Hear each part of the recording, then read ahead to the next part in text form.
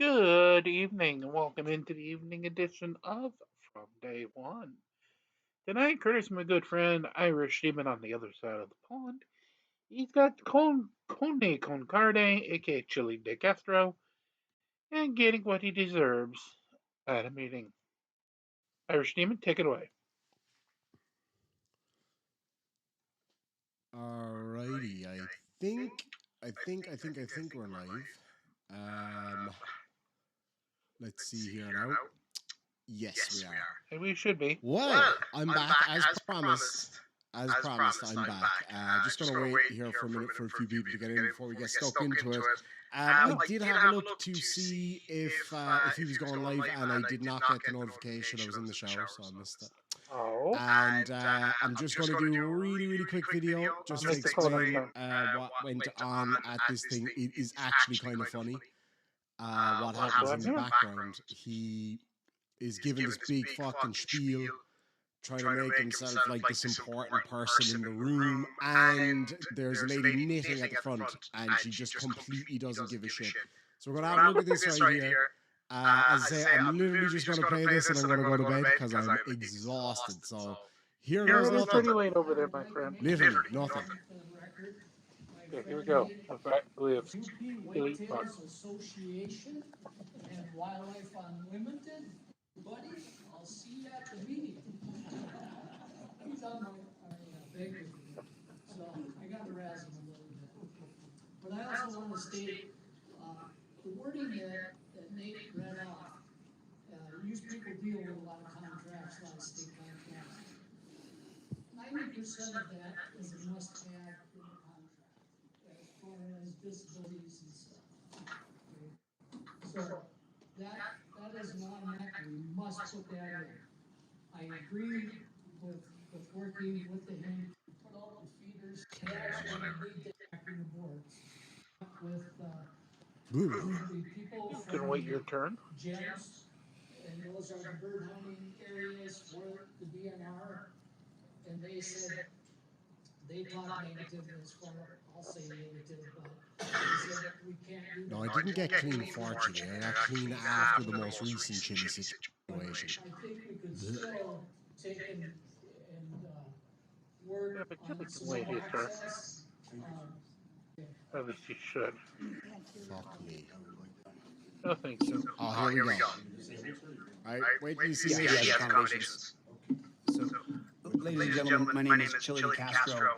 I have a very famous YouTube channel called No, you The don't. Laws. I'm here specifically because of the tyrannical behavior of the prosecutor in this county. And I don't fly away. I'm from Southern California. I don't fly off, but Lauren Wickman is about to cost you guys. This whole meeting's been about money. This woman's about to cost you guys at least $50,000 because we're filing a federal civil rights lawsuit against her because what she's done, and I have this all on video. The gentleman standing back here is named Garrett Van Nett. He's what you call a First Amendment auditor. What he does is when you get pulled over by the police, he films you. He films what's going on. Because as we've seen in America, the police are attacking people, putting them in torture cuffs, dragging them off to a dungeon. And today's jails are not like we saw when we were kids on TV. I'm a Gen Xer, I'm almost 50. A lot of you remember, the missus would bring you cobbler inside of the jail. No, it's a total dungeon where they treat you horrifically bad. Lauren Wickman, what she has done is she's colluded with the Tardif family.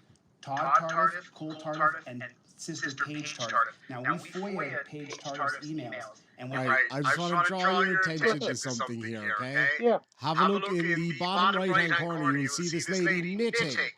Why is she knitting? Because she could not give a fiddler's fuck what Chili is She's talking just about like, right now. well, this She guy shut couldn't up. care less. Well, this guy What be you're gonna done find is soon. it's deprivation of rights 242 and 243. What should happen is Lauren Wickman, along with Cole Tardif, Todd Tardif, and Paige Tardif, should be She just looked at him as if to say, "Oh, that's nice, love. Yeah, yeah." What should happen is Lauren Wickman, along with Cole Tardif, Todd Tardif, and Paige Tardif, should be prosecuted under U.S. Code 18 because this is deprivation of rights under the color of law. The most important thing you guys have to remember, I'm going to list all the videos, I'm going to put them all on my channel so you can see them. But the most important thing you guys have to understand is this is a malicious prosecution.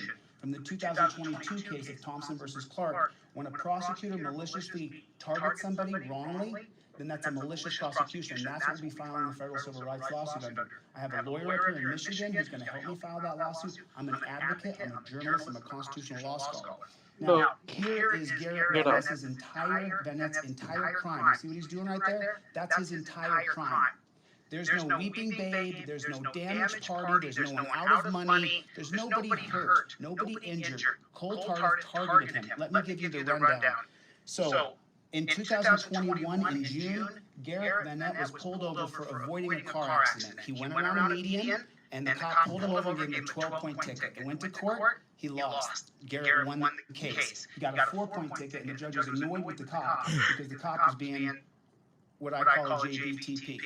I'll refrain from it, you guys look it up. Okay, just trying to be respectful while we have a public meeting here.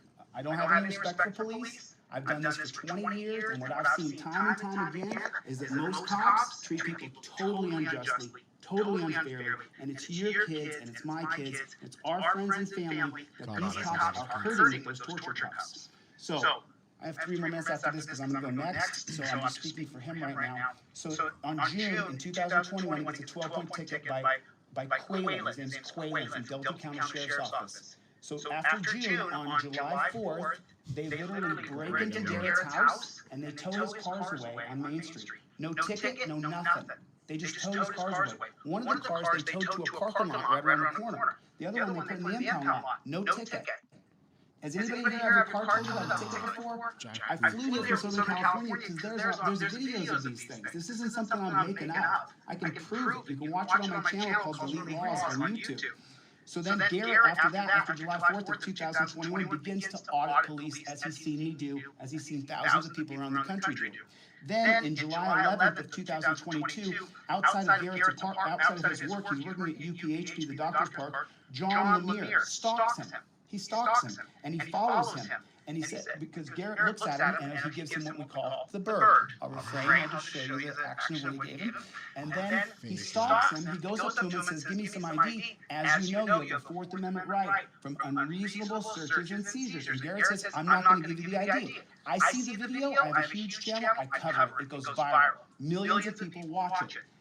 Lauren Wickman's embarrassed. So is Todd Tarter. Now, what happens after that? July 13th, he audits more cops. 14th, audits more cops. Goes to the Michigan State Police Department. July 15th, tries to get a complaint form. Can't get one from Janice.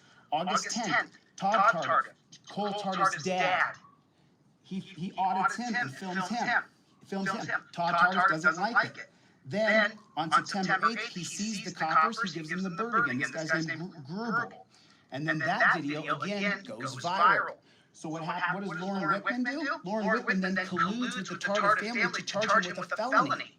They charge him with a felony because the very next day, on November 28th, I'm sorry, a couple months later, Cole Tarter arrests him for doing exactly what he's doing right now. That's his felony crime. There it is. This is his felony crime. That's why I came here from Southern California. You can't charge a man with a felony looking at a year in prison for holding a camera. You want to charge him with disorderly or something, you know, I get it, you know what I'm saying? If he's in the way, okay, I'm agreeable, but I'm not agreeable with the felony. Lauren Wickman is going to cost all of you guys thousands of dollars because I have a very famous saying that everybody knows I say, we don't stop.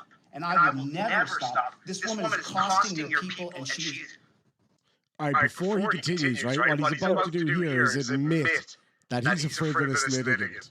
The word we use is tyrant. You cannot charge someone with a felony for holding a camera. So then, we're getting Paige Tarter works as an assistant for Lauren Wickman. Paige Tarter is Cole Tarter's sister. There's his crime. You're looking at it, folks. Do you want me to file a lawsuit against this county? You have to pay $50,000 to start to defend it? And what I do, specifically when I work with attorneys, we file motion after motion after each motion costs between $400 and $1,200. Lauren Wickman, anybody who runs against her, I will promote on my channel and I will support. If you do that, whoever's watching or considering doing that, you will lose then. That's guaranteed. This cannot stand. And commissioners, you guys should end this prosecution. My name is Chili Castro. The name of my channel is Delete Laws with a Z. Delete Laws with a Z. Okay. No, I think that was both of my 3 minutes. Basically, he said he was going to let him have the second 3 minutes, and people are just like, not a fucking hope. Even grandma there kind of looked up from her knitting. Okay. No. No, I think that was both of my 3 minutes. I think that was both of my 3 minutes. I do thank you. God. Stop. All right, I've made mistakes. I accept that. I mean, she's a tyrant. All right, thank you very much. It's that simple. Thank you. That was my error. I apologize. You don't get to make mistakes. Anyway, so that is literally all he did. That's it. I got nothing. He just made an absolute moron of himself. The best part of the whole thing is the fact that the old lady just literally knitted her way through it. Like, couldn't be asked. Just literally sat there knitting. Like, fuck this guy, and off she went about her business. Anyway, folks, I promised I'd bring it to you, but as I also promised I'm going to bed now because I am cream cracking. Understandable. And we'll catch you all tomorrow. Have an Very absolutely understandable. wonderful day. Go get some sleep. Irish, definitely understandable, and definitely thank you for bringing us the delete morons moment. The moron. All right, let me see if we have anything else tonight, or if we'll just wrap it up here. Let's see, just real quickly. I'm not going to do anything long because we already had one.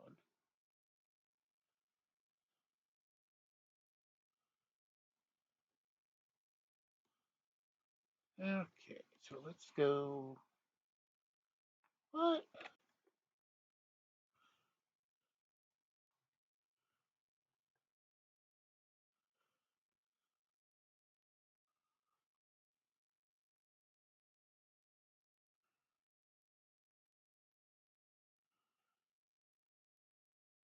Don't think we're going to have anything else, unfortunately. Oh, hold on. Yes, we do.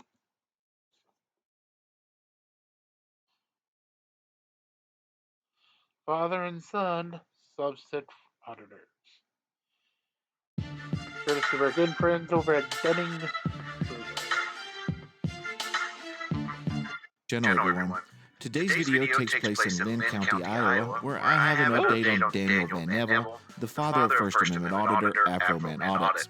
I've been waiting to hear results of their trial since last month, stemming from their charges of harassment in the first degree and willful disturbance. While doing my weekly check-in on these two fearless freedom fighters, I ran across something new. An outstanding bench warrant for Afro-Dad. For full context, let's take a look back at how Afro-Dad has seemingly gotten himself in this little predicament. But before we do that, please remember to subscribe, hit the notification bell, like, and comment below. Let's jump right in. Like, subscribe. And we go back to August 8th, 2023. On Afro-Man's second day of trial, a completely different trial than the one I'm waiting results on, mind you. The trial I'm about to talk about, he's already been found guilty of. Afro-Dad had some sort of issue with how the judge was doing his judging, specifically denying an extension for Afro-Man. What's up, man? You're live. Got my 10 for 5 days. What? Yeah. What do you mean, like for 5 days in jail? Yeah. Really? Because Dan's in jail for 5 days. So after his trial finally wrapped up, he and the cameraman go to the police department to inquire about Afro-Dad. I'm here for 2 reasons. One, I'm trying to get some information about Daniel Van Neville. And the second reason is I'm trying to put some money on his books so he can have some stuff when he's in jail. Okay. Okay. Box. Okay. Does it accept cash? The only form he uses. Okay. I gotcha. Can you tell me anything about Daniel Van Neville? Like, when's he getting out? Or anything or anything. You know, we just don't know anything. At least something.